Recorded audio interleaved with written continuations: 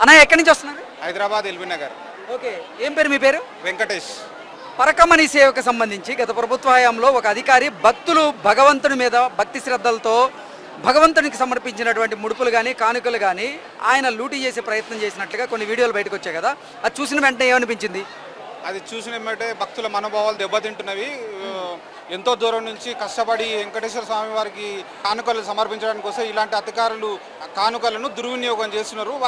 వాళ్ళ మీద ఏమంటే చర్య తీసుకోవాలని ఈఓ గారిని కోరుతున్నాం. వేసామండి.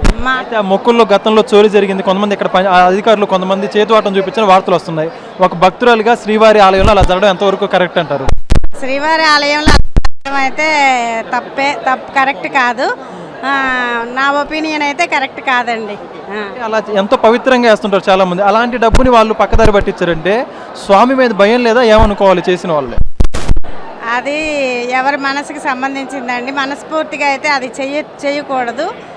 నా ఒపీనియన్ అయితే అదండి. ఓం నమో వెంకటేశాయ. చోరీ జరుగుతుందనేది మీన్స్ ఈక్వల్గా సెక్యూరిటీ లేదు. బట్ మన ఒక దేవస్థానము ఒక స్ట్రాంగ్నెస్ ఉండాలి అని అంటే మనము పీపుల్స్కి ఇలాంటి చోరీ జరగకుండా చూసుకోవడం అనేది ఇంపార్టెంట్. ఈవెన్ దో నేను వేస్తున్నాను, స్వామివారికి వేయిస్తున్నా, రేపన్న రోజు వేస్తున్నానా, వెయ్యాలా వేయకూడదా అనేది డౌట్ నాకు వస్తుంది. ఎవరో తింటున్నారు, స్వామివారికి వెళ్ళట్లేదు. స్కానింగ్ అనేది టెక్నాలజీ వాడుకొని చేస్తే బాగుంటుంది అనేది నా అభిప్రాయం.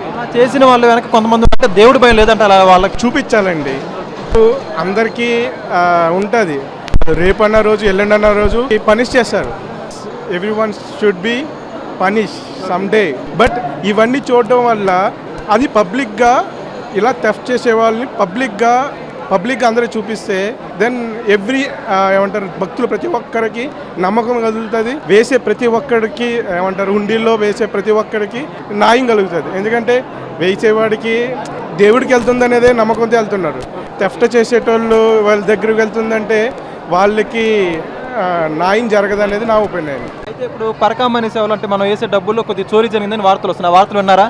ఏమంటే నీతిమంతుడు పాలన చేస్తే ఎట్లా ఉంటుంది, అవినీతి పరులు ఎలా పాలన చేస్తే ఎట్లా ఉంటుంది అనేది మనకు తెలిసిపోతుంది కదా.